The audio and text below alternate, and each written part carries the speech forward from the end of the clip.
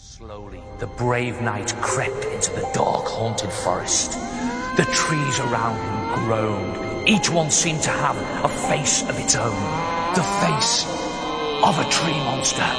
Each haunted tree clawed at him as he passed. Then suddenly, he saw what he'd been searching for.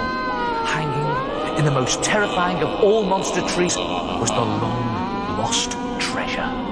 Actually, it's just a couple of chains and an old necklace or two. Good though, isn't he? A monster tree, just like in those fantasy fairy tales.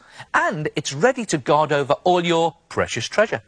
Simple to make in 4 easy parts. A 4-part attack.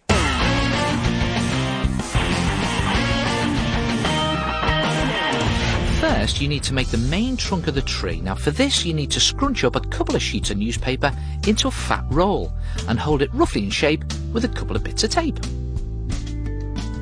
Then make a second roll in this way and then tape them together to form a trunk. Use plenty of tape for this.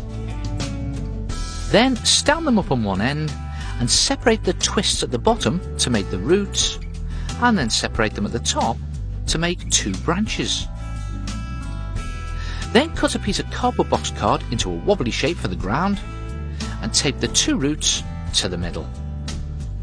And again, use lots of tape to keep the tree trunk upright and in shape. Now if you leave a bit of a gap in between the roots and the base, it looks like the tree monster's feet, like he could literally pull them out of the ground and run after you. Well, maybe not yet. Let's not get too carried away, eh? I think he needs some more tree monster-like detail first. Make lots more newspaper twists and tape some to the top of the tree for branches. Just position them so that they shoot off from the 2 main branches at the top.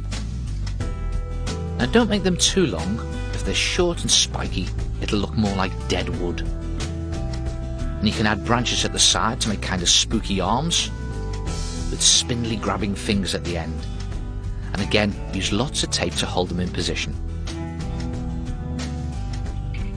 Just pop them on the side like that to create these spooky arms. Another one there, I think. And when you've put the arms on, give him a face that looks like it's part of the pattern of the bark. So just loop some thin twists for eyes and tape those to the trunk. So one eye on there, and then another thin loop of newspaper on the other side.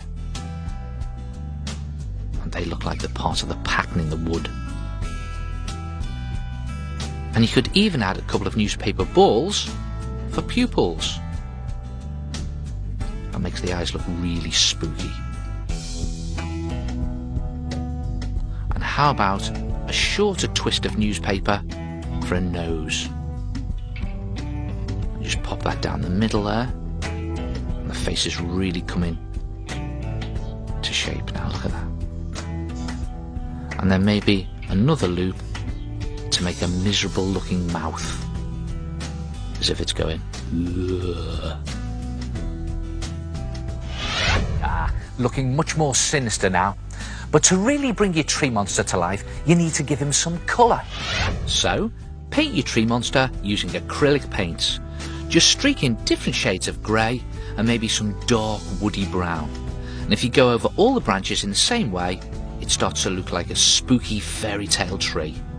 And you could pick out those features on the face with some darker shades. And maybe some in the mouth there, like that. And let's not forget the base. Put some green grass down there. And when you finish painting it and it's dry, you'll have a very creepy looking tree. Just like this. Now all that's left to do is the finishing slimy touches. Roughly tear some tissue paper into thin strips, then dab a little PVA glue onto one of the branches, and then simply stick on your paper strips to make drippy, slimy vines. And you could do the same over all of the branches in the same way. Bit of glue, and you could even use different shades of green. And when you finish finish making your tree monster and it's dry, use it to hang lots of different bits and pieces, like bracelets, and necklaces, and friendship bands, and even your watch. On it goes, on his wrist. Try it yourself. A tree monster.